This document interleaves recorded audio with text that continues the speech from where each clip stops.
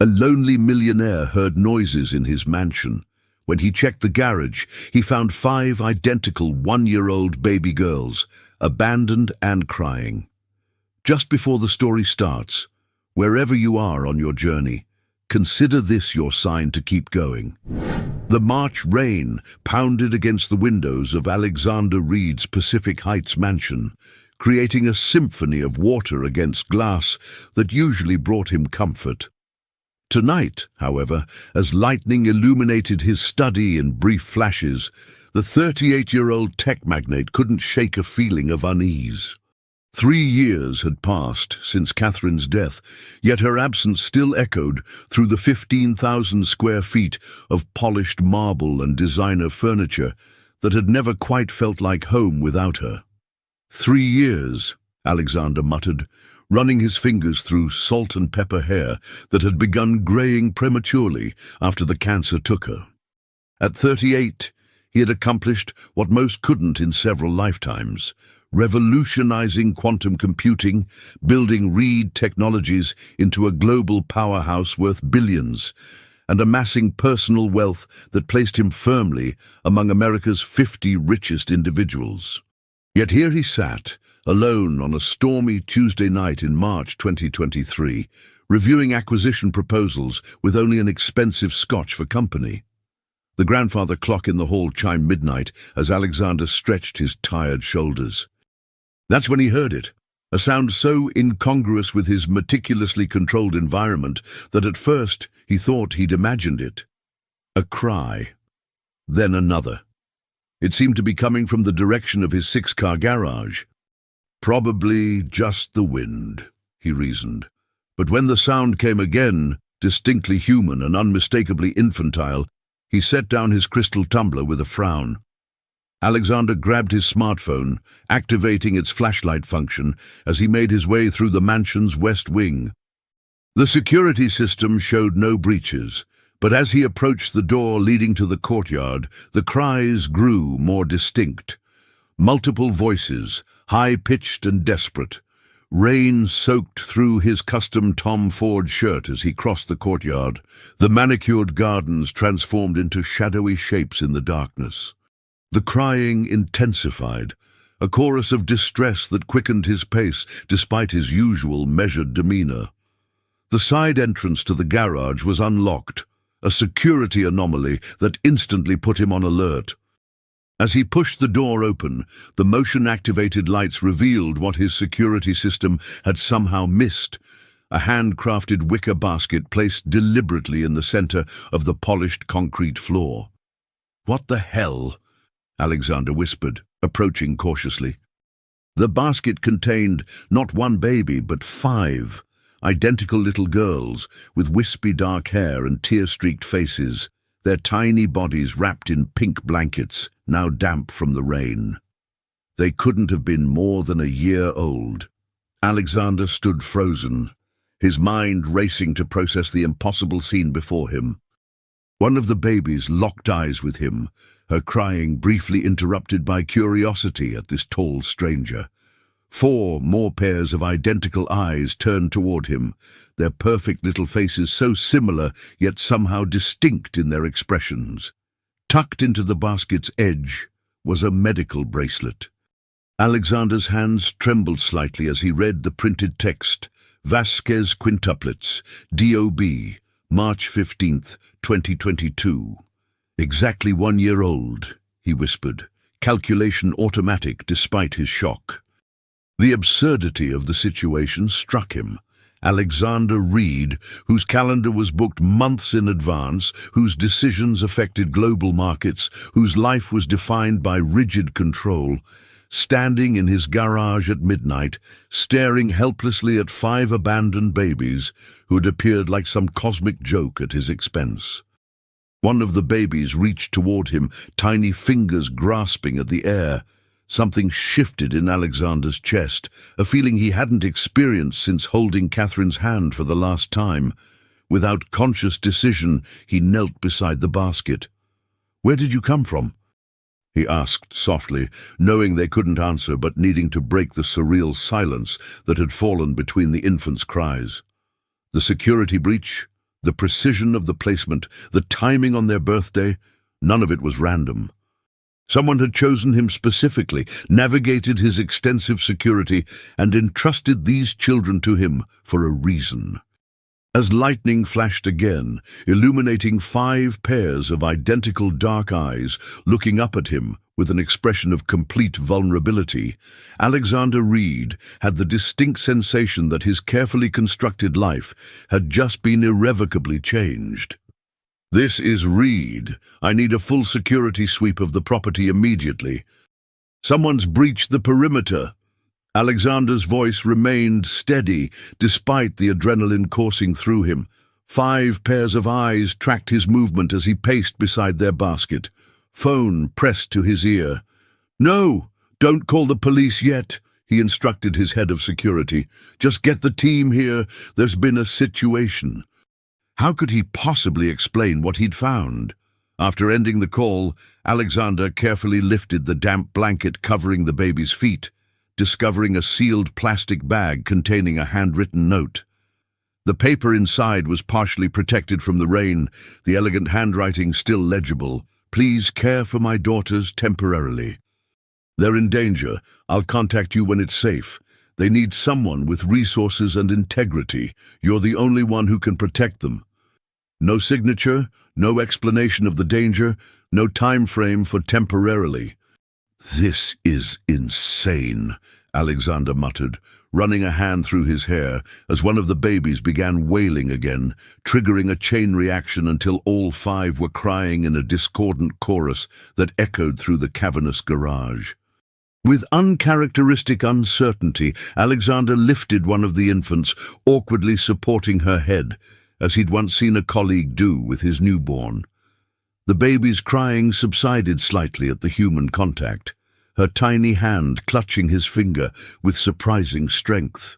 "Shh, it's okay," he whispered, the words feeling foreign in his mouth.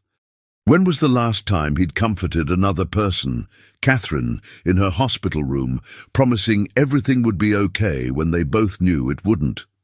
Balancing the baby in one arm, Alexander pulled out his phone again and dialed his executive assistant.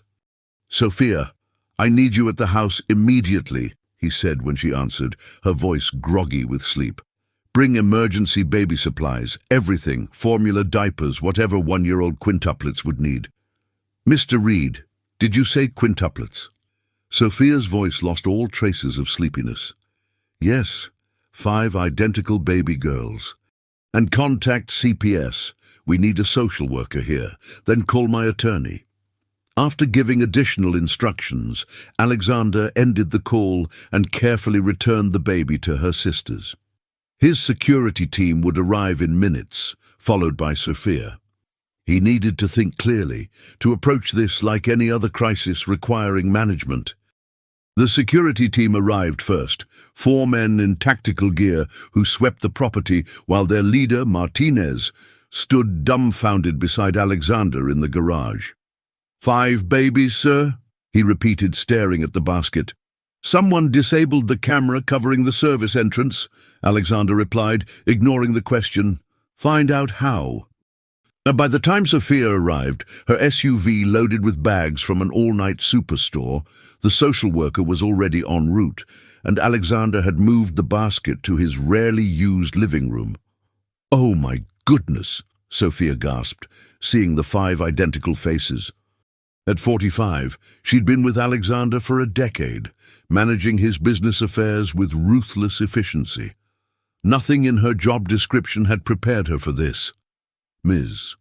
Cortez from Child Protective Services arrived next, a stern-faced woman whose expression softened slightly at the sight of the quintuplets, now being awkwardly bottle-fed by Alexander, Sophia, and 2 security team members.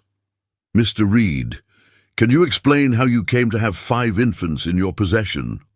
she asked, notebook ready. Alexander explained the discovery, showing her the note and medical bracelet. "These children will need to be placed in emergency foster care immediately," Ms. Cortez stated. "Finding a placement for quintuplets will be challenging, but what if I could provide emergency foster care myself?" The words left Alexander's mouth before he'd fully processed the thought. At least until their mother is located? Ms. Cortez raised an eyebrow. Mr. Reed, with all due respect, you have no childcare experience, and quintuplets require extensive— I have unlimited resources, Alexander interrupted. I can hire qualified nannies immediately. My home has ample space.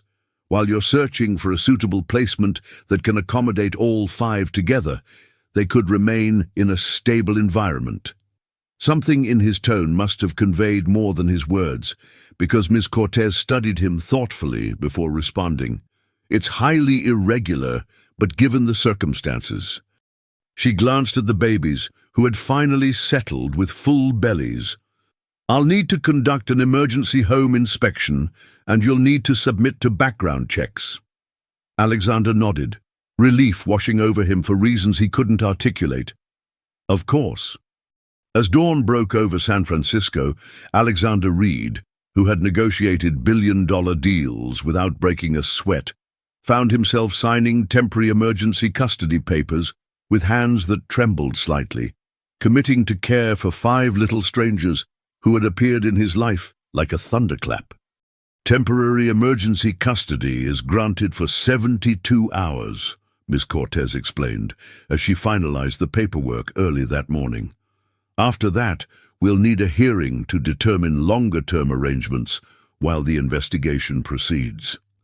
Alexander nodded, forcing his exhausted mind to focus on the logistics. The quintuplets were now sleeping peacefully in the makeshift nursery Sophia had helped arrange in a guest suite. 5 portable cribs, mountains of diapers, formula, and hastily purchased baby clothes formed a surreal contrast to the suite's minimalist luxury. I'll need references for qualified nannies with multiples experience, Alexander told Sophia, who was already typing furiously on her tablet. I've contacted a premier agency that specializes in high-profile placements, she replied. They're sending 2 candidates this morning. I've also rescheduled your meetings for the next 3 days and initiated the security protocols for the children. Alexander smiled tiredly. This was why he paid Sophia a salary that raised eyebrows even among his executive peers. She anticipated needs before he articulated them. Detective Isabella Rivera arrived as Ms. Cortez was leaving, her sharp eyes taking in the transformation of Alexander's austere home into an impromptu nursery. Mr. Reed, I'm investigating the abandonment case, she began, following him to his study. This appears very targeted. Do you have any connection to quintuplets or their potential mother? Alexander shook his head. None that I'm aware of. No disgruntled employees with multiples, no rejected funding for multiple birth research. My company has pharmaceutical and biotech divisions, but nothing specifically related to multiple births, Alexander replied.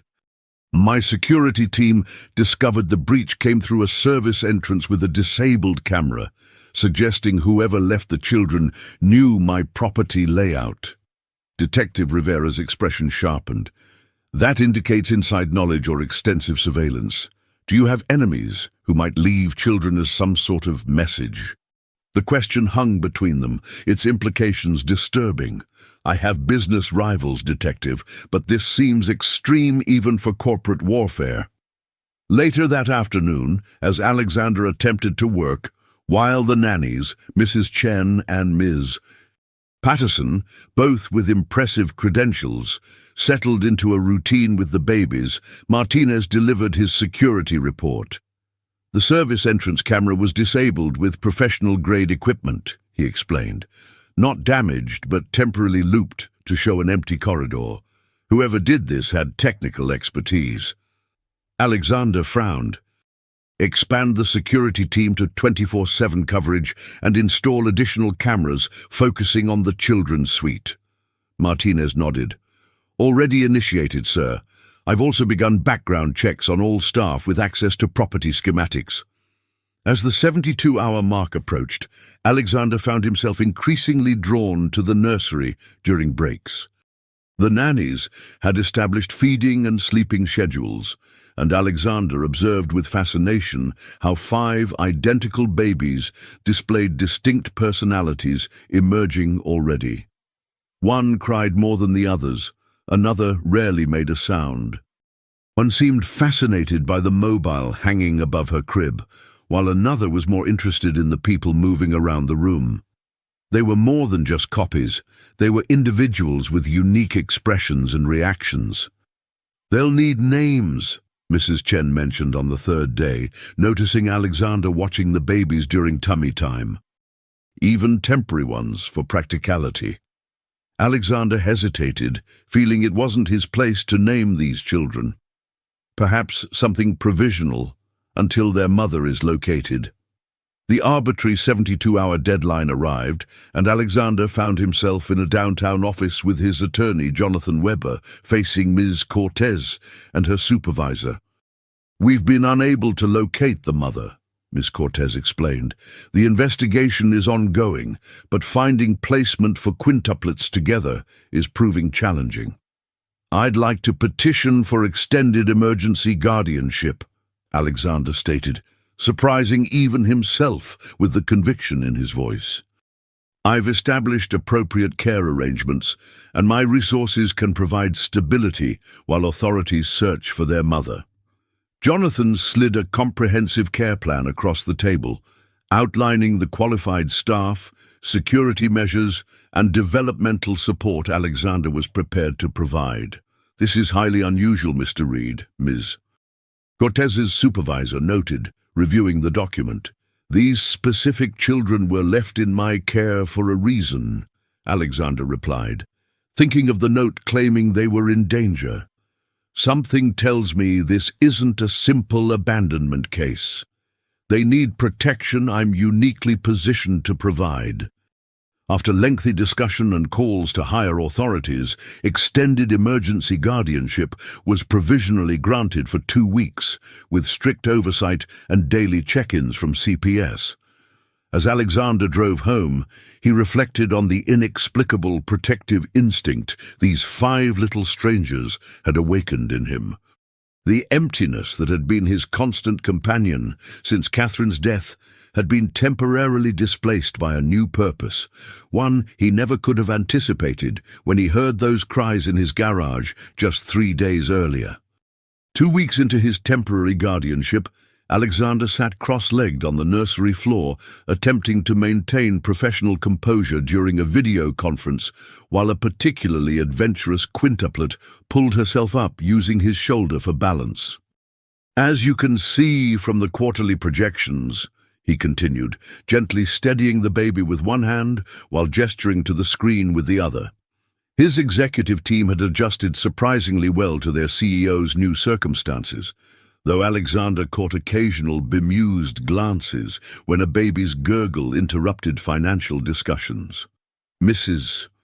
Chen approached silently, scooping up the explorer with practiced ease, but not before the baby's tiny hand knocked Alexander's tablet sideways, giving the board members an unexpected ceiling view. "My apologies," Alexander said smoothly, readjusting the tablet. "Now regarding the European expansion." After the call ended, Alexander checked his watch, nearly time for Detective Rivera's scheduled update. The past 14 days had established a new rhythm to his previously structured life.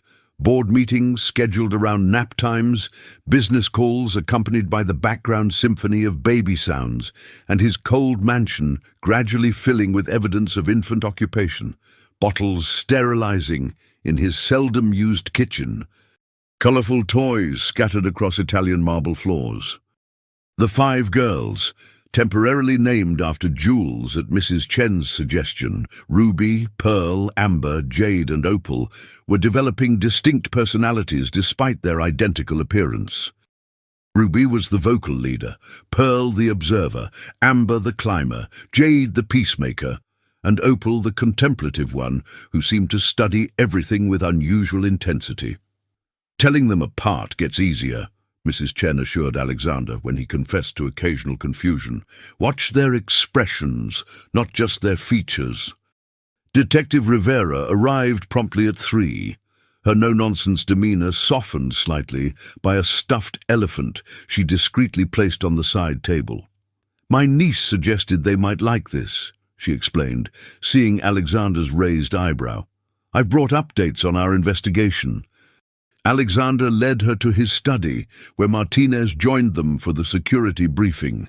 We've identified a pattern of baby formula purchases at specific stores, Rivera explained, displaying a map with highlighted locations. Premium brand, specialized for multiple infants. Purchased regularly until abruptly stopping 3 days before the quintuplets appeared in your garage. Have you identified the purchaser? Alexander asked. Paid in cash, but we have partial camera footage showing a woman in her late 20s, dark hair, approximately 5'6", wearing medical scrubs and sunglasses. She varied her appearance, but maintained similar shopping patterns. Medical scrubs could suggest hospital or laboratory employment, Martinez noted. Rivera nodded. We traced the purchases to an apartment 15 miles south. It was paid through a complex series of shell companies that are taking time to unravel. The apartment was cleared out, but not professionally. We found trace evidence suggesting recent infant occupation and... She hesitated, glancing at Martinez. And what? Alexander prompted. Sophisticated encryption equipment and research documents related to genetic engineering. Nothing identifying the mother, but suggesting she has advanced scientific knowledge and significant resources. Alexander frowned, connecting mental dots. My company has several biotech subsidiaries researching genetic therapies. Could there be a connection? We're exploring all possibilities, Rivera replied diplomatically. The level of planning suggests this wasn't a desperate act, but a calculated decision to place the children specifically with you. After Rivera left, Alexander returned to the nursery, watching as Miss Patterson read a picture book to the 5 attentive babies. Their identical dark eyes followed the colorful illustrations, tiny hands occasionally reaching toward the pages. They're quite advanced for 12-month-olds, Miss Patterson observed when she noticed Alexander watching. Their focus and engagement are impressive. That evening, as Alexander reviewed security footage on his tablet, Martinez entered with a concerned expression. Sir, we've identified surveillance vehicles monitoring the property perimeter. Alexander looked up sharply. Government? Unlikely. Professional but non-standard equipment. They're maintaining legal distance, but are clearly focused on the mansion. They arrived 3 days ago. The note's warning echoed in Alexander's mind. They're in danger. His instinctive request for extended guardianship suddenly seemed prescient rather than impulsive. Double the security team. I want facial recognition on anyone approaching within 2 blocks, and contact Jonathan. We need to prepare for a more permanent guardianship petition while this investigation continues. As Alexander made his way back to the nursery for the baby's bedtime routine, a ritual he'd found himself increasingly drawn to, he realized how dramatically his priorities had shifted in just 2 weeks. The corporate acquisitions that had dominated his thoughts now seemed secondary to ensuring 5 little girls remained safe in his care. The quintuplets were already in their cribs, Miss Patterson softly singing a lullaby. Opal, always the last to sleep, watched Alexander with those unusually intense eyes as he entered. When he approached her crib, she reached up with tiny fingers, grasping his larger one with surprising determination. "Good night, little one," he whispered, surprising himself with the tenderness in his voice. As Opal's eyes finally fluttered closed, Alexander realized something both terrifying and exhilarating. These children, initially an incomprehensible disruption, had somehow become the most important responsibility in his carefully controlled world. 1 month after finding the babies, Alexander sat in Jonathan Weber's office, reviewing the extended guardianship petition. The temporary arrangement was approaching its end, requiring more formal proceedings. "The court will want to know your long-term intentions," Jonathan explained, adjusting his wire-rimmed glasses. At 62, he'd been Alexander's attorney since Reed Technologies' founding, but the quintuplets case presented unprecedented legal territory. "My intention is to protect them until their mother is located, or the danger has passed," Alexander replied, reviewing the documents. "And if neither occurs, these are very young children, Alexander. Courts prioritize stability and permanence." The question hung between them, one Alexander had been avoiding in his own thoughts. 1 month ago, he'd been a solitary figure focused exclusively on his business empire. Now his days revolved around 5 little people who depended on him completely. "Let's secure the extended guardianship first," Alexander deflected. "We have compelling evidence of potential danger. The surveillance vehicles, the sophisticated abandonment, Detective Rivera's findings." Jonathan nodded, making notes. "We'll emphasize your resources for protection and care. The judge assigned to the case is Judge Harriman. She's fair but skeptical. Be prepared for personal questions about your lifestyle and commitment." After the meeting, Alexander returned home to find Dr. Khatri waiting in his study. As Reed Technologies' chief scientist, Samira Khatri rarely made house calls, but her expertise in genetics and biomedical research made her invaluable for reviewing the documents Detective Rivera had recovered. "I've analyzed the research materials," she began without preamble, her British Indian accent more pronounced with excitement. "They're extraordinary, Alexander. The formulas suggest experiments involving accelerated neural development, essentially attempting to enhance cognitive function during early development." "In infants?" Alexander asked, disturbed. "Precisely. The approach is theoretically sound, but ethically problematic. It circumvents conventional research protocols and safety measures." She spread several diagrams across his desk. "What's most concerning is the methodology signature. It's distinctly similar to research proposed by Blackwood Pharmaceuticals 3 years ago." Alexander's expression darkened. "Ethan Blackwood's company. The proposals my board rejected as potentially unsafe and ethically questionable. The very same. Blackwood has been pursuing controversial genetic research despite regulatory concerns. These documents suggest they've moved beyond theoretical frameworks to practical application." Alexander's mind raced, connecting fragments of information. The quintuplet's unusual placement in his care, the scientific documents, Blackwood's rejected research proposals, the surveillance. Could Blackwood be conducting unauthorized human trials? He asked quietly. Dr. Khatri hesitated. "These documents alone aren't conclusive, but they suggest concerning possibilities. Have you observed anything unusual about the children's development?" "Nothing extraordinary," Alexander replied. "They're hitting normal milestones for their age. Some early walking attempts, simple words like up and more. They seem alert and engaged, but nothing that would suggest genetic enhancement." "That's actually reassuring," Dr. Khatri noted. "Failed genetic manipulation often presents more visibly than successful enhancements, which might manifest subtly over time." The implications settled heavily on Alexander as he walked Dr. Khatri out. If Blackwood Pharmaceuticals was involved, the situation was potentially more dangerous than he'd initially assumed.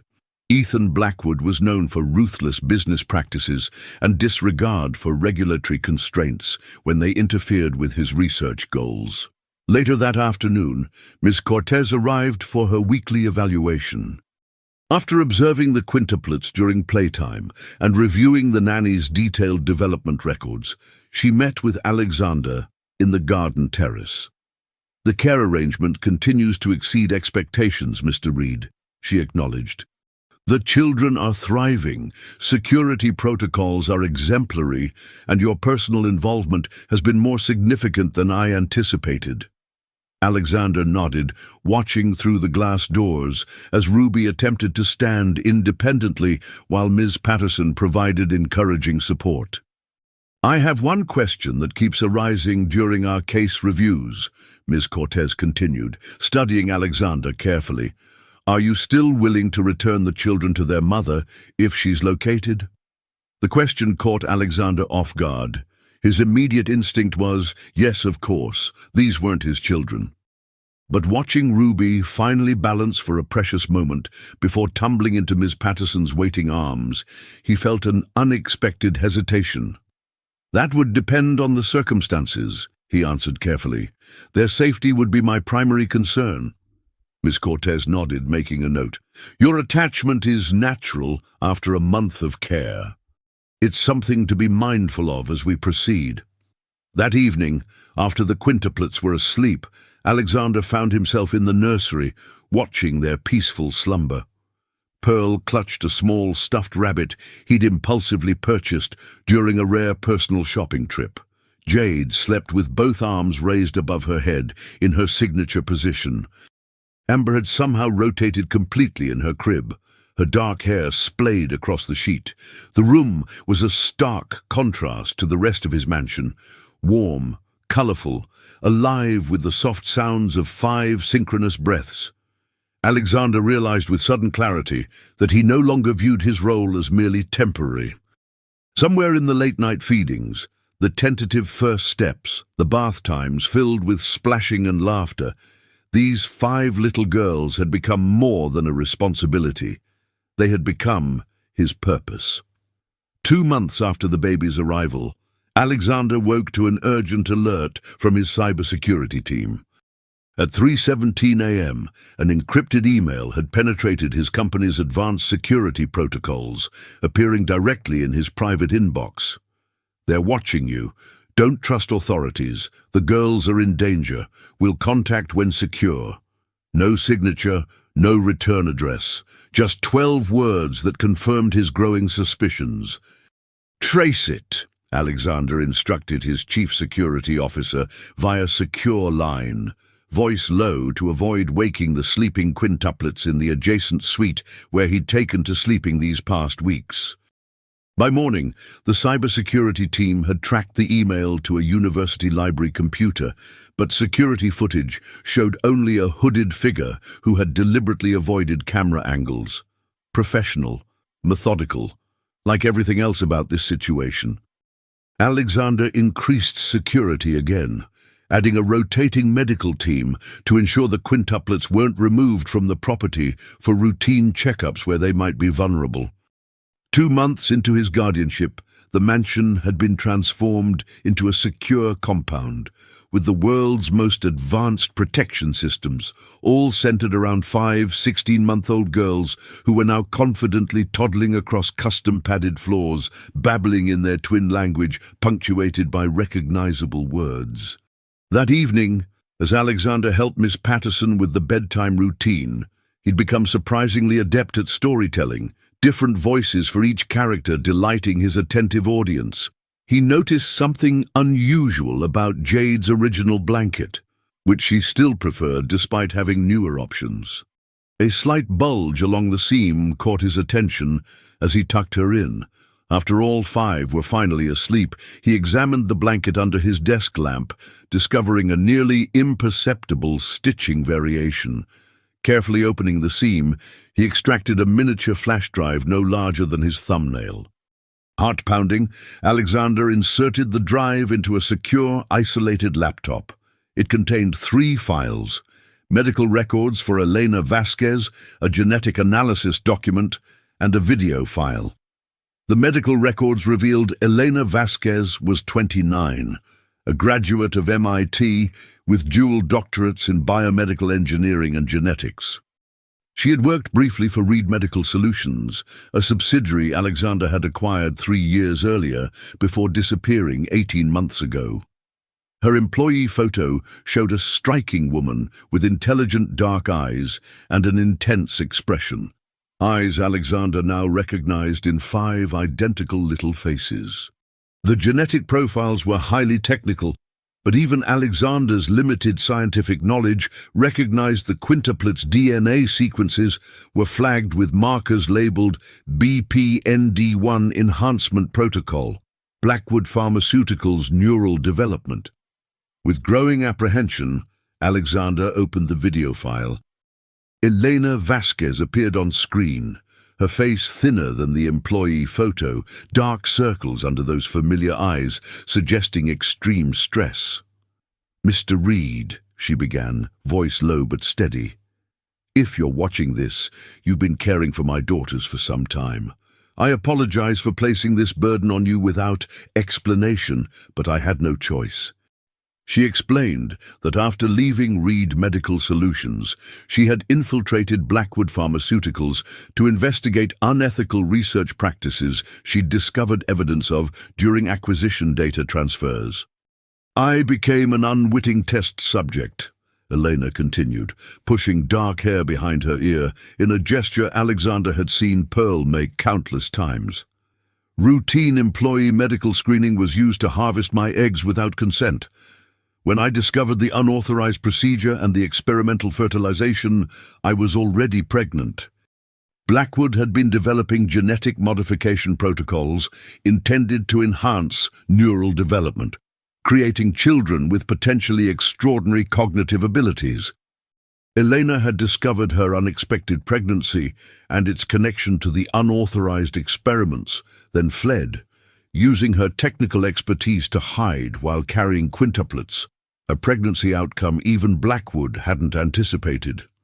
"I chose you because your company publicly opposed Blackwood's research directions," Elena explained. "Your reputation for ethical business practices made you the only person I could trust with my daughters while I gather evidence against Blackwood. Their board has authorized extreme measures to recover what they consider valuable research assets. The babies, they viewed the quintuplets as research assets." "I'm being hunted," Elena continued, her composure finally cracking slightly.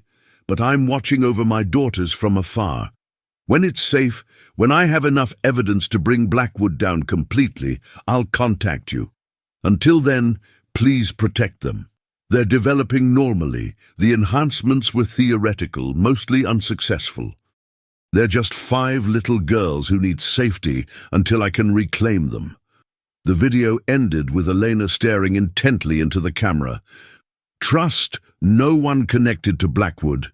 They have government contacts and potentially compromised law enforcement. I'm sorry for bringing this danger to your door, but you were my only hope."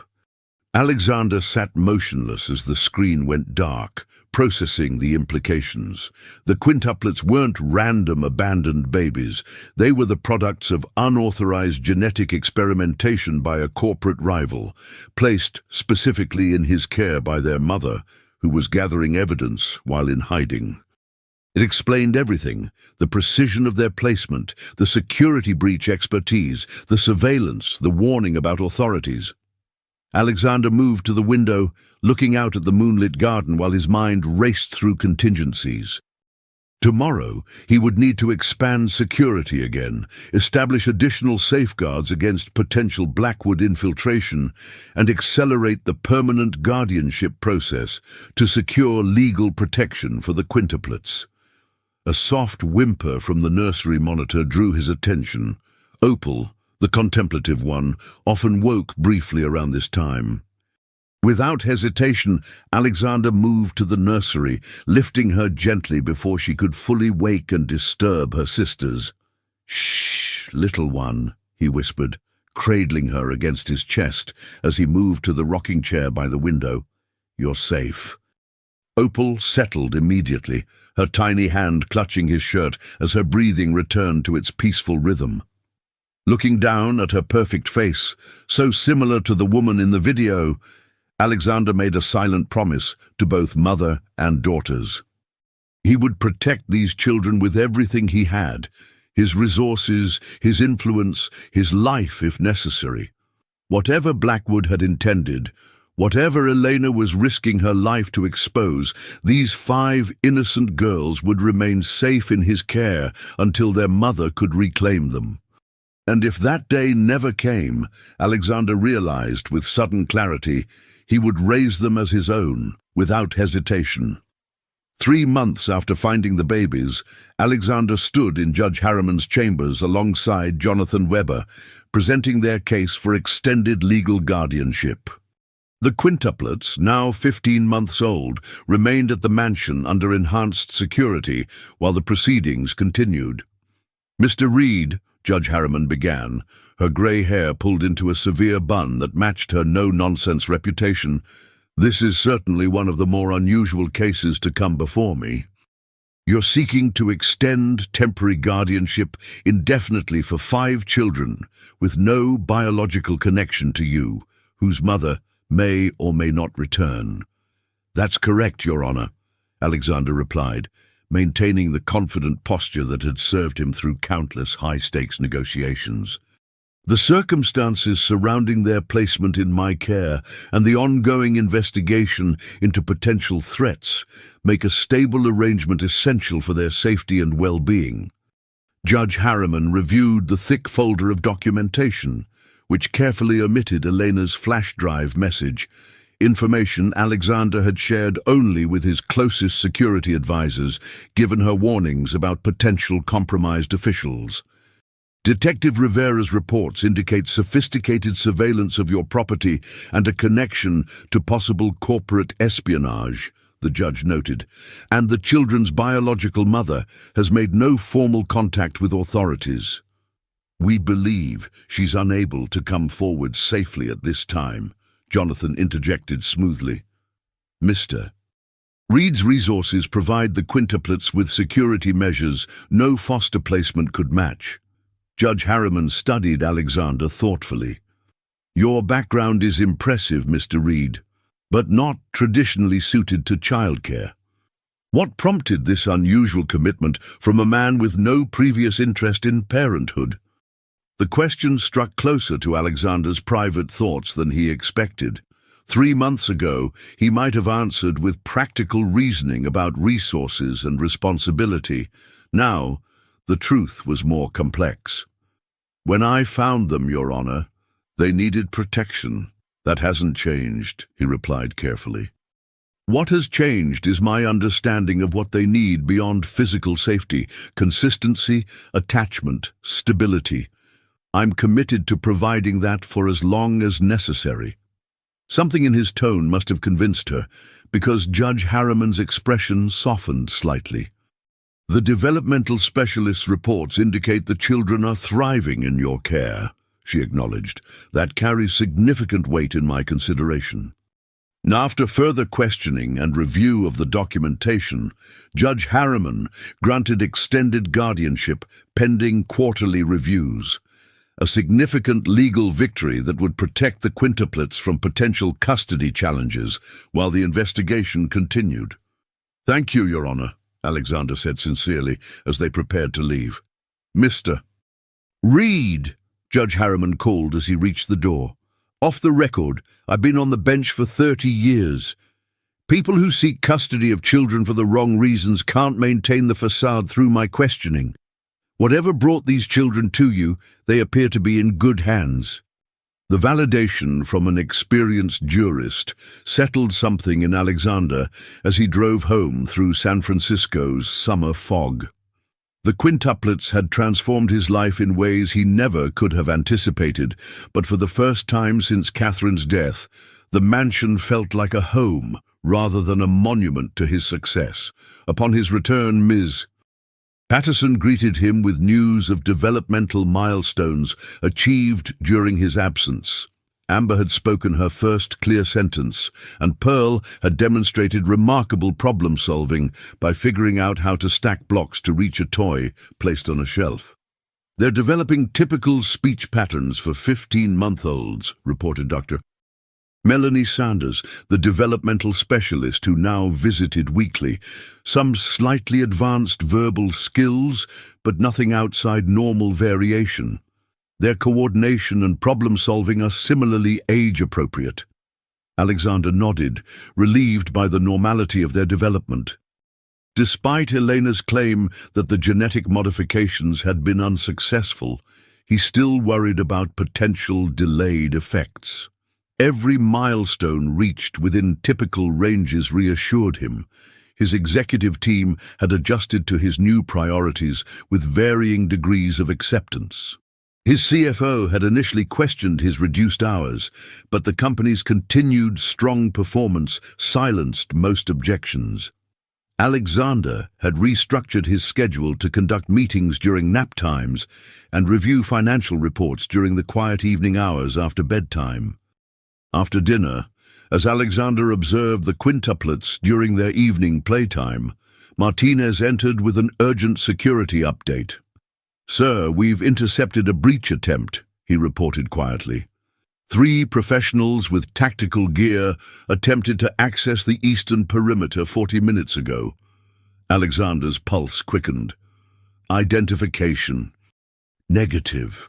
They retreated when security responded, but we recovered equipment with serial numbers traced to a private contractor used by Blackwood subsidiaries. The confirmation of Elena's warnings sent a chill through Alexander. Moving closer to where the quintuplets played on their colorful activity mat, he watched Ruby attempting to place shaped blocks into corresponding holes, her dark eyebrows furrowed in concentration exactly like her mother's in the video message. "Increase security protocols to level 2, Alexander instructed. "And contact Detective Rivera. We have actionable evidence now." The attempted breach provided the concrete evidence needed to convince authorities that the children faced genuine danger, extending Alexander's temporary guardianship indefinitely, while the investigation expanded to include Blackwood Pharmaceuticals' potential involvement. That night, Alexander installed additional security measures in the nursery itself, biometric access controls, reinforced doors, and a direct alert system to both security and his personal devices. As he worked, Opal watched him with those unusually perceptive eyes, as if understanding exactly what he was doing and why. "Safe," she said clearly, one of her few distinct words, pointing at the security panel. "That's right," Alexander replied, surprised by her comprehension. "I'm keeping you safe." As he tucked each quintuplet into bed, Alexander found himself wondering about Elena, where she was hiding, what evidence she was gathering, whether she observed her daughters from afar. The quintuplets deserved to know their brave, brilliant mother, who had risked everything to protect them. Until then, Alexander would continue building a fortress of security and normalcy around these 5 little lives that had somehow become the center of his own. 4 months after finding the babies in his garage, Alexander awoke to a security alert on a stormy night eerily similar to the one that had changed his life. Lightning illuminated his bedroom in brief flashes as he reached for his phone, immediately alert despite the late hour. The notification showed movement detected at the service entrance, the same one where he'd discovered the quintuplets. Instead of immediately alerting his security team, Alexander switched to the camera feed, his breath catching as he recognized the hooded figure cautiously navigating the rain-slicked path. Though her face was partially obscured, something in her movements and build matched Elena's photo and video. Alexander's finger hovered over the security alert button, then moved instead to send a message to Martinez. "Potential non-hostile at service entrance. Monitoring personally. Stand by, but do not engage." Alexander moved silently through the darkened house, positioning security personnel discreetly while he made his way to the kitchen, the most likely destination for someone entering through that particular entrance. Minutes later, the door opened carefully and a slender woman in a rain-soaked jacket slipped inside.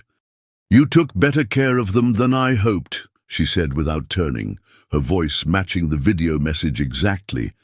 "Miss Vasquez," Alexander acknowledged, remaining by the doorway to give her space.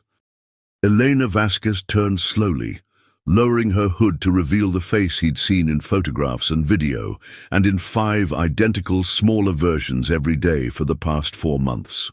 She looked exhausted, thinner than in her employee file photo, with dark circles under her eyes and tension evident in her posture. "Are they safe?" she asked, her voice breaking slightly on the question. "Yes," Alexander assured her. "They're sleeping upstairs with additional security monitoring. They're healthy, developing normally, and protected." Relief washed visibly across Elena's features. "I've been watching when I could, but it wasn't safe to approach until now." "My security team detected your surveillance," Alexander noted without accusation. A ghost of a smile touched Elena's lips. "Only because I allowed it. I needed to confirm you were protecting them adequately." "You could have approached me directly from the beginning," Alexander said, the question that had haunted him for months finally voiced. Elena's expression hardened. "Blackwood had already attempted to abduct me twice. I couldn't risk leading them to my daughters before they were in secure placement." She stepped further into the kitchen, her movements betraying exhaustion. "The quintuplets were never supposed to happen. Multiple embryos were fertilized to increase chances of success, but full quintuplet development was considered statistically improbable." "Why me?" Alexander asked, the question that had lingered since that first night. "Your company rejected Blackwood's research proposals on ethical grounds 3 years ago," Elena explained. "Your security resources were unparalleled, and your public reputation suggested someone who wouldn't simply turn 5 abandoned babies over to authorities Blackwood might influence." Alexander nodded, processing her calculated risk in choosing him. "And now, why emerge after 4 months?" "I've compiled enough evidence to bring Blackwood's neural enhancement program to federal authorities," Elena replied, opening her backpack to reveal several encrypted hard drives. "The evidence includes illegal human trials, unauthorized genetic manipulation, and corporate espionage spanning 5 years. The quintuplets are part of this evidence," Alexander stated, rather than asked. "They were intended to be the proof of concept, genetically enhanced children with accelerated neural development," Eleanor confirmed, her voice tight with controlled anger. "When I discovered what had been done using my genetic material without consent, I accessed their research. The modifications were largely unsuccessful. The quintuplets are developing typically, perhaps with some slight cognitive advantages, but nothing like what Blackwood had projected. Which makes them less valuable as research subjects," Alexander concluded. "But Blackwood still wants to prevent exposure of their unethical practices." Elena nodded, fatigue evident in her movements. "The federal investigation needs to be handled carefully. Blackwood has high-level connections who could bury the evidence or worse, legitimize their research retroactively." Alexander studied the woman before him. Brilliant, determined, and clearly devoted to her daughters, despite the impossible choices she'd faced. "You need rest," he said finally. "The quintuplets usually wake around 6. You could see them then." Something vulnerable flickered across Elena's controlled expression. "I would like that," she whispered. "It's been difficult being separated from them." Alexander led her to a secure guest suite, one equipped with the same security protocols as the nursery, then messaged Martinez to maintain elevated security without alarming the household staff who would arrive in the morning. At precisely 6:15 a.m., Alexander stood in the doorway of the nursery as Elena entered cautiously, her composure finally breaking at the sight of her daughters beginning to stir in their cribs. Ruby was the first to notice the newcomer, her babbling quieting as she stared curiously at her mother. "Hello, my darlings," Elena whispered, tears streaming down her face as she approached Ruby's crib. What followed was one of the most remarkable moments Alexander had witnessed. Despite 4 months of separation, the quintuplets recognized their mother instantly. Their faces lit with a joy so pure it was almost painful to observe as Elena sang a soft melody that clearly held meaning from their earliest days together. Even more striking was how differently they responded to her compared to their nannies or Alexander, reaching for her with complete certainty of their connection, babbling excitedly in what seemed like an attempt to tell her everything they'd experienced in her absence. Ms. Patterson arrived for the morning shift, freezing in surprise at the unexpected visitor. Alexander quickly explained the situation in general terms, asking her to give the family privacy while maintaining her normal schedule preparation. Throughout that extraordinary day, Alexander observed the complex emotions Elena navigated: joy at reuniting with her daughters, guilt over their separation, and determination to complete the legal process she'd initiated. Together, they developed a structured plan to present her evidence to federal prosecutors while maintaining the quintuplet's protection. "They know you," Alexander noted that evening, after the babies were asleep. "Despite the separation, they recognized you immediately." Elena's eyes glistened with unshed tears. "I sang to them every day during pregnancy and their first months. I hoped they might remember, but wasn't sure." Her voice trailed off as she struggled with emotion. "You did what was necessary to protect them," Alexander said quietly. "They're thriving, Eleanor. They're extraordinary children." Thank you," she replied simply, the words containing depths of gratitude beyond their simplicity, "for becoming what they needed when I couldn't be there." As lightning again illuminated the sky outside, echoing the night that had brought the quintuplets into his life, Alexander realized this was another turning point. The solitary existence he had accepted as his fate after Catherine's death had been irrevocably transformed, first by 5 tiny lives placed unexpectedly in his care, and now by the remarkable woman who had entrusted him with what she valued most in the world. 5 months after finding the babies, Alexander and Elena established a carefully structured arrangement approved by authorities. After Elena's dramatic return and presentation of evidence to federal prosecutors, a complex legal framework was developed to protect both her and the quintuplets during the ensuing investigation. Judge Harriman, impressed by the extensive documentation Elena provided regarding Blackwood's unethical practices, approved a modified guardianship arrangement. Elena was reunited with her daughters under supervised conditions while maintaining the protection of Alexander's security infrastructure. "This is highly unusual," Ms. Cortez acknowledged during a home evaluation following the new arrangement. "But given the extraordinary circumstances and the ongoing federal investigation, the stability and security provided here remain in the children's best interest." The quintuplets, now 17 months old, thrived under the combined care of their mother and Alexander. Elena moved into a secure guest house on the property, allowing her privacy while maintaining the protective perimeter established for the children. The nannies remained, providing continuity for the quintuplets and support for Elena as she readjusted to motherhood while assisting federal investigators. Alexander observed with fascination how the quintuplets responded to their mother's presence. Their language development accelerated almost immediately, as if Eleanor's return had unlocked something in their communication abilities. They now used simple 2-word combinations and demonstrated remarkable comprehension of complex instructions.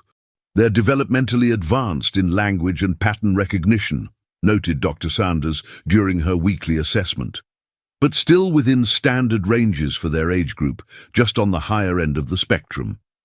Elena reviewed Blackwood's research thoroughly with Dr. Khatri, Alexander's chief scientist.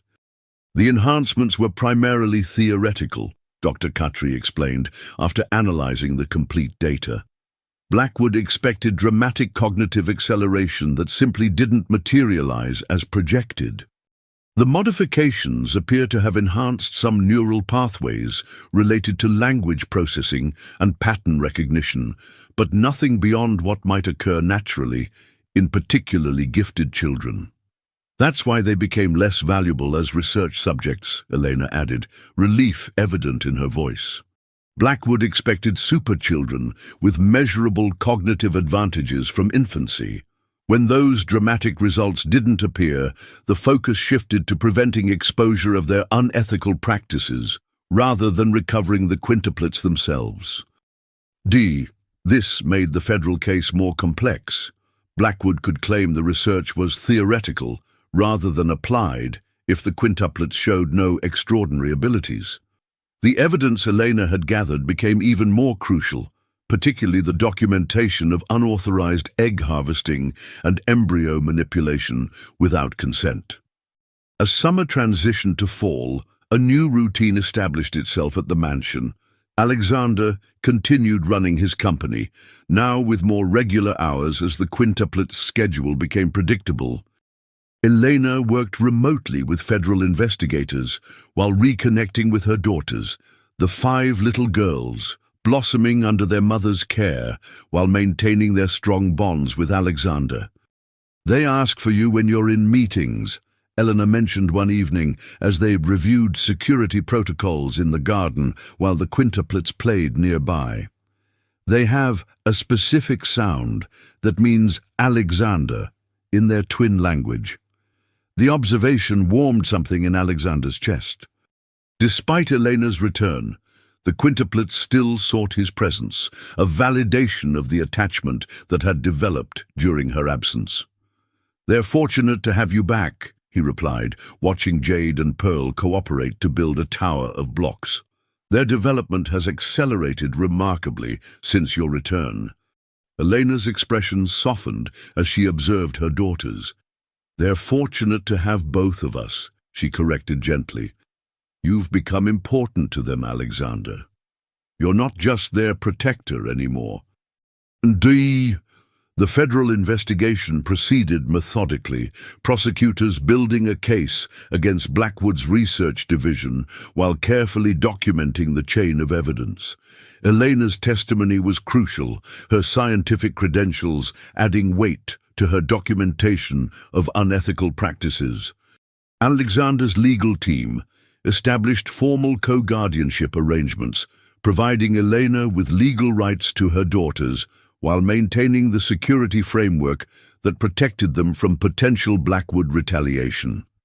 The arrangement was unprecedented but effective, combining Elena's maternal rights with Alexander's resources and protection. 6 months after finding the quintuplets, medical evaluations confirmed they continued developing within normal parameters. Advanced in some areas like language and pattern recognition, but not dramatically beyond their peers. Their identical appearance still occasionally confused visitors, but those who spent time with them easily distinguished their unique personalities and expressions. The genetic modifications were far less effective than Blackwood projected, Eleanor explained after reviewing their latest developmental assessments. They're healthy, normal children with perhaps some slight advantages in specific cognitive areas. This normalcy made them less valuable to Blackwood as research subjects, but the company still wanted to prevent exposure of their unethical practices. The surveillance continued, though less aggressively, as federal scrutiny intensified around Blackwood's operations. Alexander found himself adjusting to this new dynamic, no longer the quintuplets' primary caregiver, but still an essential part of their lives.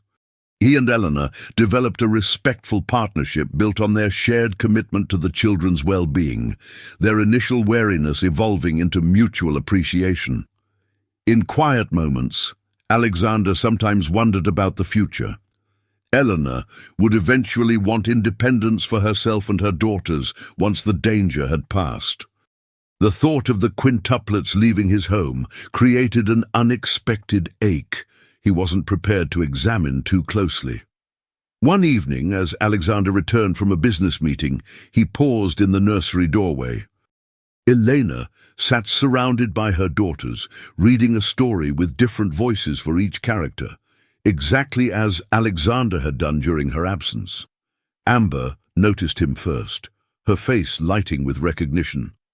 "Ander!" she called clearly, the closest approximation to his name her developing speech could manage. The other four heads turned in unison, identical expressions of delight spreading across their faces as they scrambled toward him with outstretched arms.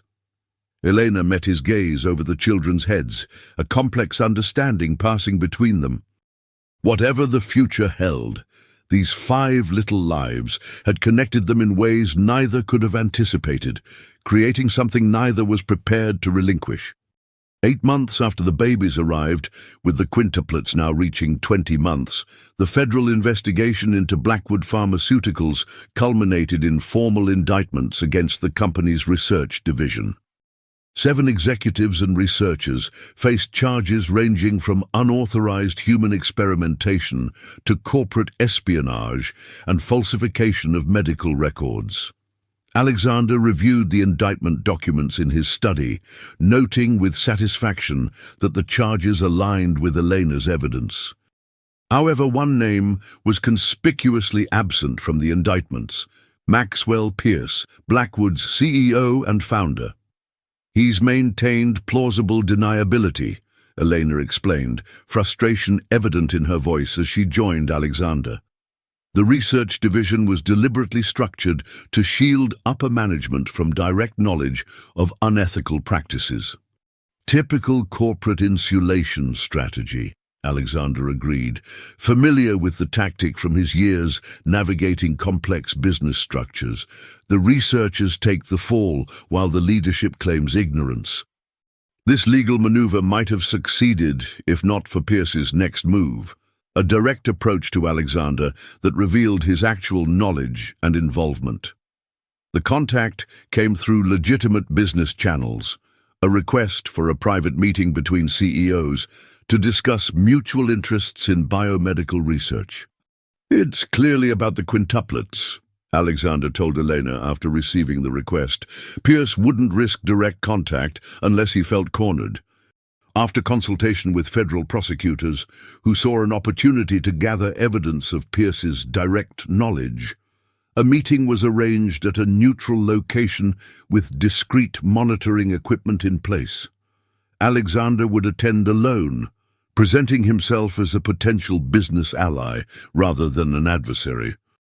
The meeting took place at an exclusive San Francisco club where privacy was guaranteed and security was tight enough to reassure both parties. Maxwell Pierce, at 62, projected the confident demeanor of a man accustomed to controlling every room he entered. His silver hair and tailored suit created the image of distinguished corporate leadership that had made him a fixture in business magazines. "Alexander," he greeted warmly, as if they were old friends rather than adversaries in an unfolding legal battle. "Thank you for agreeing to meet. I believe we can resolve our situation to mutual benefit." Alexander maintained a neutral expression, years of high-stakes negotiations serving him well. "I'm always interested in beneficial resolutions, Maxwell." After preliminary pleasantries, Pierce revealed his true purpose with characteristic directness. "Those children residing in your home are the result of proprietary Blackwood research," he stated, watching Alexander carefully for reaction. "Revolutionary genetic enhancements that represent billions in potential medical applications." "You're referring to Elena Vasquez's daughters," Alexander replied coolly. "The children placed in my care after unauthorized experimentation." Pierce waved a dismissive hand. "Legal semantics that distract from the greater significance. We're prepared to offer substantial compensation for genetic testing rights, ongoing monitoring of their development without any interference in their daily lives. And in exchange," Alexander prompted, maintaining the facade of interest while the recording devices captured Pierce's every word. Certain evidence would be returned to Blackwood's possession, Ms. Vasquez's testimony would become unavailable, and the public narrative would shift to focus on rogue researchers rather than company-directed initiatives. Pierce's smile didn't reach his eyes. Everyone benefits: financial security for the children, resolution of legal complications, and scientific progress preserved. Alexander allowed a thoughtful expression to cross his features. An interesting proposition.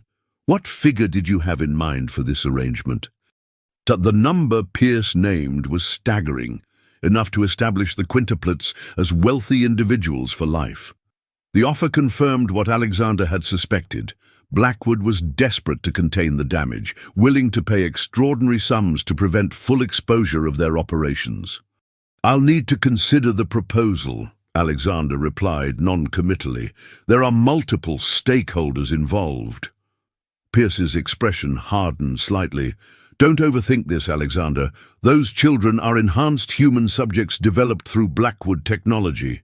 If this reaches certain courts, custody questions could become quite complex." The thinly veiled threat was exactly what the federal prosecutors had hoped to capture: direct knowledge of the unauthorized experiments and an attempt to leverage that knowledge for corporate benefit. After the meeting, Alexander met with his legal team and federal prosecutors to review the recording and develop a counter-strategy. Rather than proceeding directly to additional charges, they crafted a comprehensive settlement approach designed to protect the quintuplets while extracting maximum concessions from Blackwood. "We leverage Pierce's recorded threats and explicit knowledge of the unauthorized experimentation," Jonathan explained during the strategy session. "In exchange for reduced personal charges, Blackwood surrenders all research related to the quintuplets, establishes a substantial trust fund for their future, and signs comprehensive non-disclosure and non-contact agreements." "And if they refuse?" Elena asked, the protective intensity Alexander had come to recognize flaring in her expression. "Then we proceed with additional charges against Pierce personally," the federal prosecutor replied. "The recording provides clear evidence of knowledge and participation that the corporate structure was designed to obscure. He'd face significant prison time." Alexander's team arranged a formal response meeting with Blackwood's representatives. In the opulent conference room of Jonathan's law firm, Alexander and his attorneys faced Pierce and his legal team across a polished mahogany table. "You'll face criminal charges and complete financial ruin if this reaches trial," Jonathan informed Pierce, presenting evidence that even Blackwood's carefully structured deniability couldn't withstand. "Or we can structure a settlement that allows your company to survive while providing appropriate restitution." Now, the negotiations lasted weeks, proceeding under federal supervision, with both Alexander and Elena refusing any terms that wouldn't guarantee the children's complete freedom from Blackwood's influence. Finally, a comprehensive agreement was reached, one that provided security for the quintuplets while ensuring Blackwood could never again pursue similar research. During this intense period, the quintuplets continued their developmental progress, oblivious to the legal battles surrounding their existence. Their vocabulary expanded rapidly, now including complete sentences and increasingly complex concepts. They played elaborate games together, demonstrating the twin language common among multiples, but with sophisticated variations that hinted at their enhanced language processing. "And come play," Lily commanded one evening, tugging Alexander's hand toward the complex block structure her sisters were building. "We make castle for dragons." These moments of normal childhood, amid the extraordinary circumstances, grounded both Alexander and Elena, reminding them why the legal battles were necessary. The quintuplets deserved the chance to develop as individuals, free from their origin as experimental subjects. As the settlement was finalized, providing a trust fund for the quintuplets' future, and legal protections against any further Blackwood interference, Alexander found himself contemplating the longer-term future. The immediate threat was resolving, but his attachment to the 5 little girls who had transformed his life remained as strong as ever. "What happens next?" he asked Elena quietly one evening after the quintuplets were asleep. Her thoughtful expression suggested she'd been considering the same question. "We've been focused on protection and legal battles for so long," she replied. "Now we need to determine what normal looks like for this very unusual family." The word family lingered between them, carrying implications neither was quite ready to articulate, but both had begun to consider. 1 year after finding the babies in his garage, Alexander hosted a private celebration for their 2nd birthday.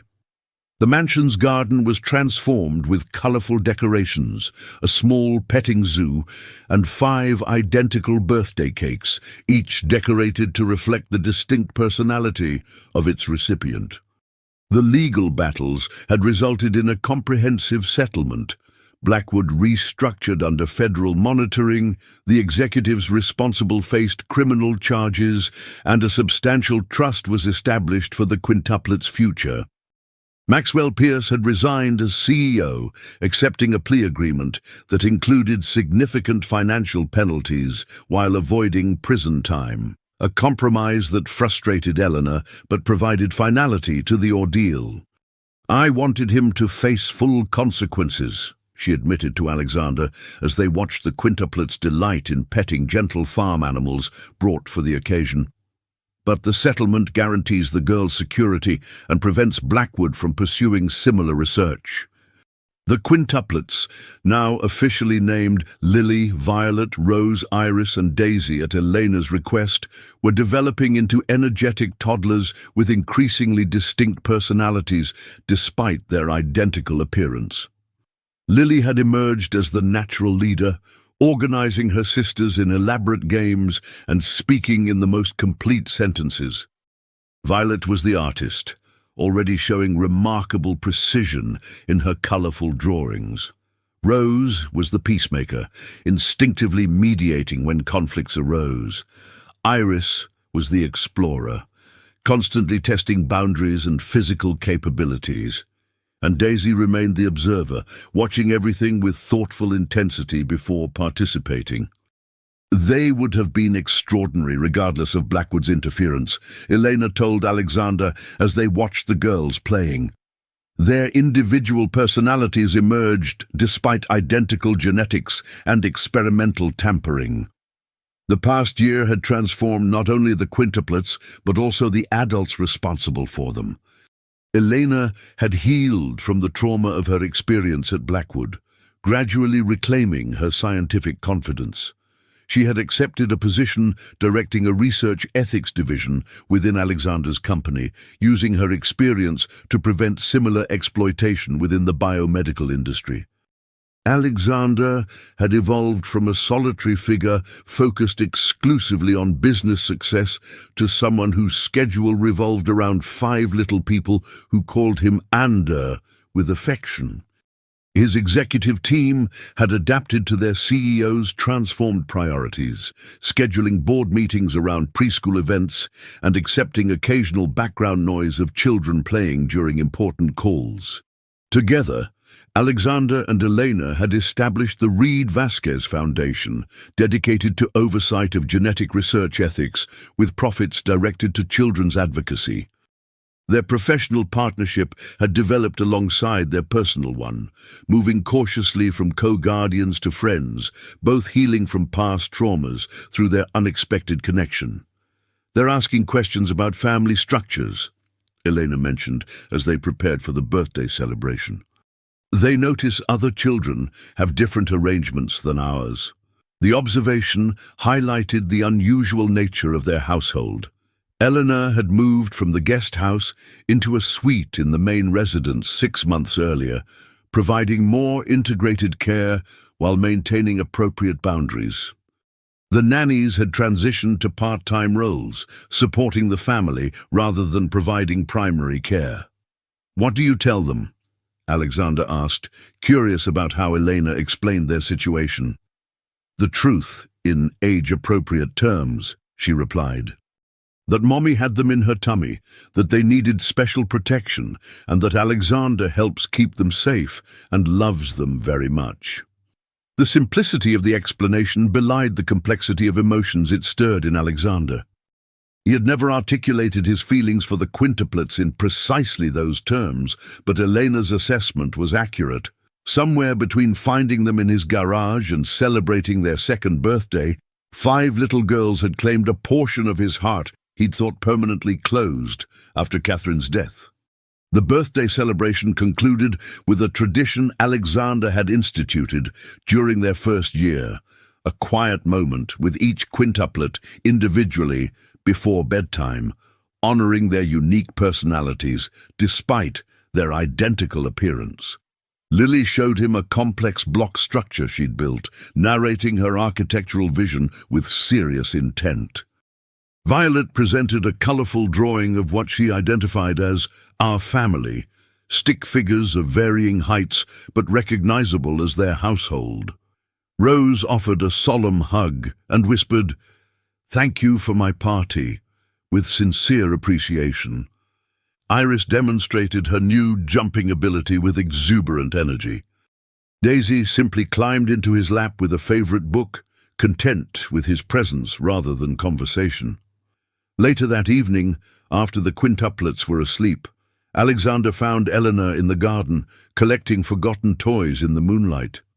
"They're happy," she said, not looking up as he approached. Despite everything, the separation, the danger, the unusual circumstances, they're secure and thriving. "Because of you," Alexander replied, helping gather small plastic animals scattered across the lawn. Elena shook her head slightly. "Because of us," she corrected, finally meeting his gaze. "They need both of us, Alexander. They've formed attachments to both of us." The implication hung between them, a question about the future neither had fully articulated. Their relationship had evolved cautiously, mutual respect gradually developing into friendship. Both carried wounds from their pasts, Eleanor from her traumatic experience at Blackwood, Alexander from losing Catherine. "I never expected to have children," Alexander admitted, voicing thoughts he'd rarely shared. "After Catherine died, I assumed that part of life was closed to me."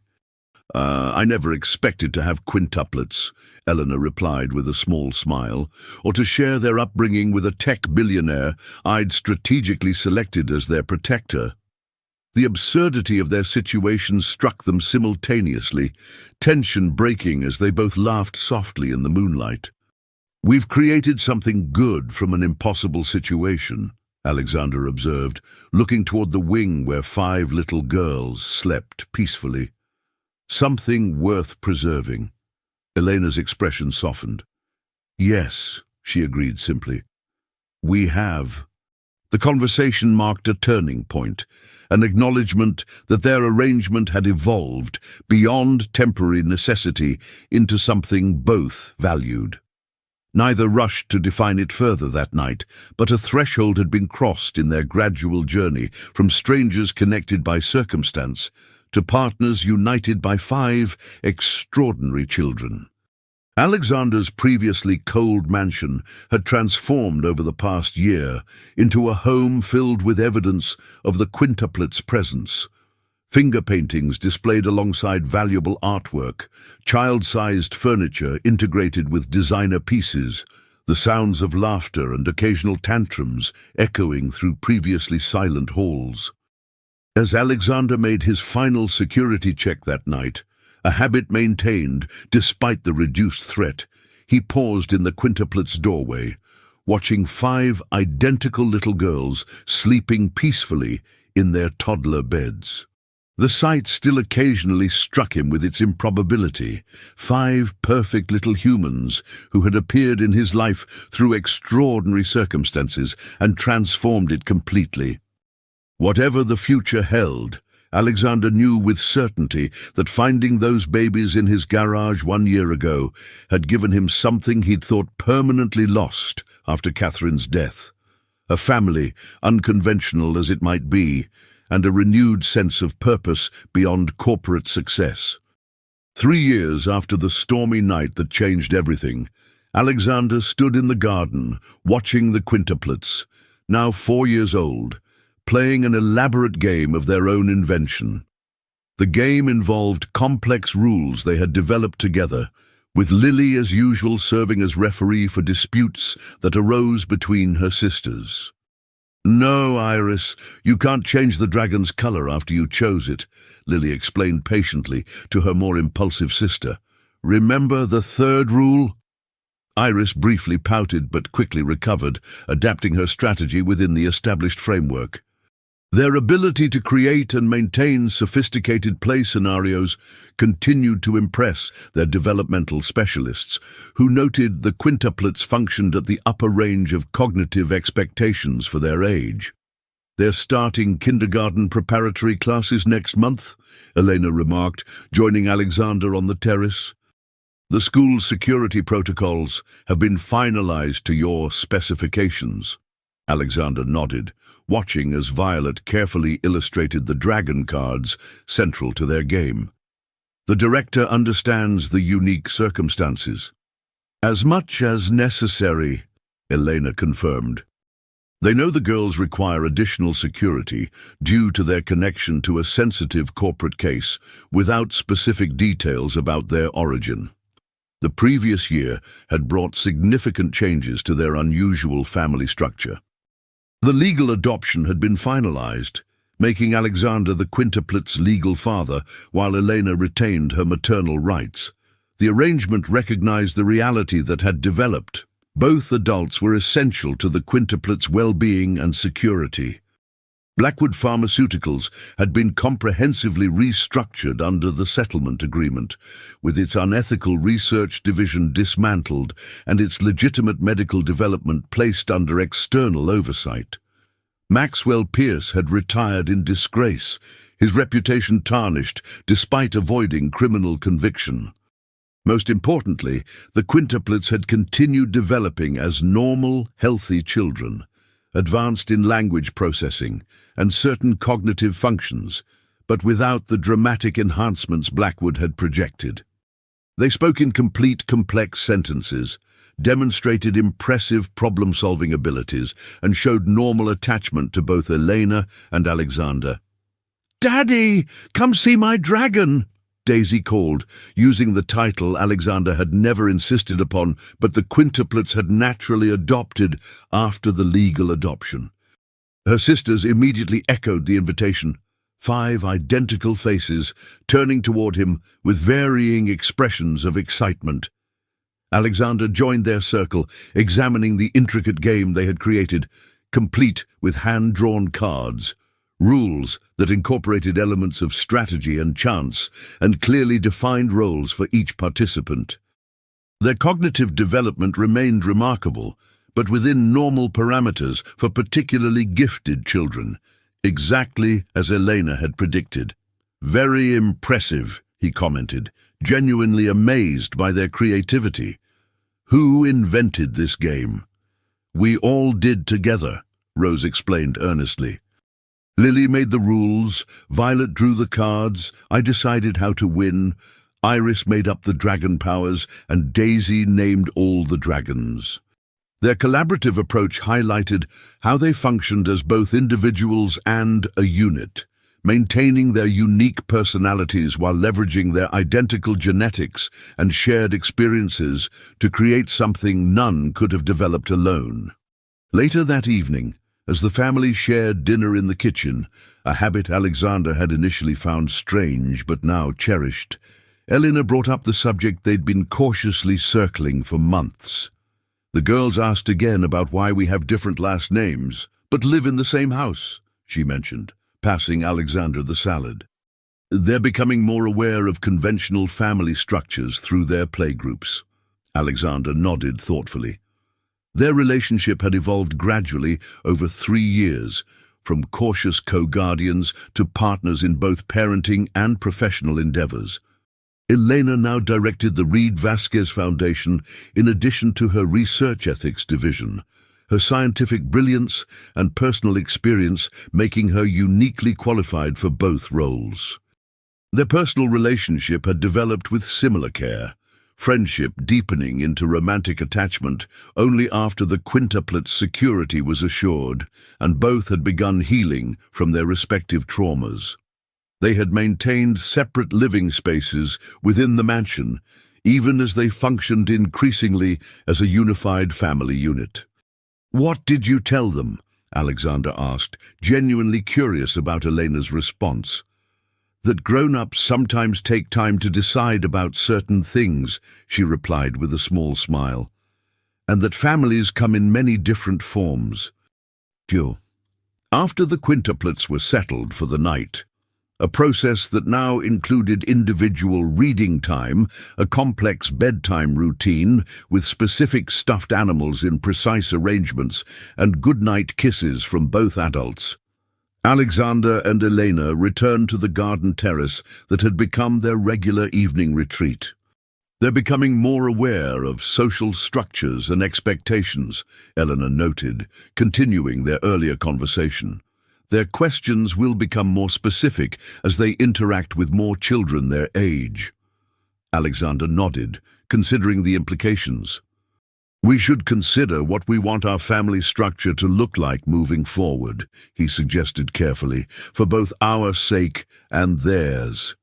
Elena studied him thoughtfully, the directness that had initially drawn him to her evident in her gaze. "Are you proposing we formalize our arrangement, Alexander?" "I'm proposing we acknowledge what already exists," he replied honestly. "A family that formed through extraordinary circumstances but has become something neither of us wants to relinquish." Elena's expression softened. The quintuplets need stability and clarity about their family structure as they begin school and expand their social circles. "And what do you need, Elena?" Alexander asked, the question carrying deeper significance than its simplicity suggested. Her answer came without hesitation. "A partner who respects my independence while sharing my commitment to 5 extraordinary little girls.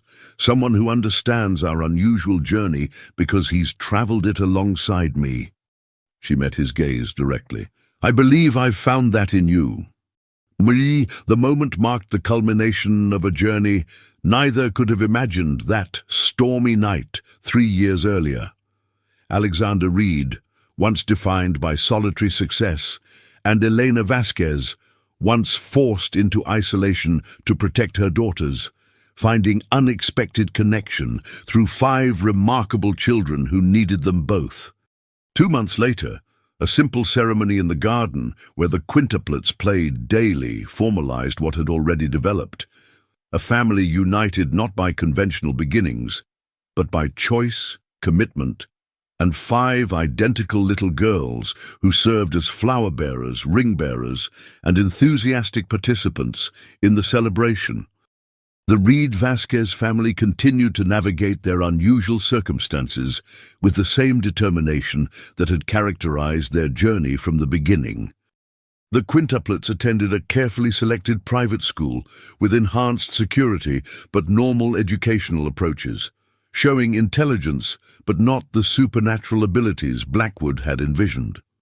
Alexander's business associates adjusted to his transformed priorities, accepting that board meetings might occasionally be interrupted by a child's important question or artwork presentation. Elena's scientific contributions to ethical research oversight earned recognition within the biomedical community, creating protocols to prevent similar exploitation of vulnerable subjects. On quiet evenings, Alexander often reflected on how 5 abandoned babies had filled the emptiness in his life, transforming his monument to success into a true home filled with laughter, challenges, and profound connection. "I was supposed to be their temporary protector," he told Elena as they watched their daughters chase fireflies in the twilight. their identical forms creating a magical dance of movement across the lawn. But they saved me instead. Elena's hand found his in the gathering darkness, her response encompassing the extraordinary journey that had brought them to this moment. Sometimes, the most unexpected storms bring exactly what we need, even when we don't recognize it arriving in our garage at midnight. Their laughter joined the quintuplet's delighted squeals as darkness fell. 5 extraordinary little girls and the 2 adults who had found unexpected healing through protecting them, creating a moment of perfect contentment that none could have anticipated on that stormy night 4 years earlier.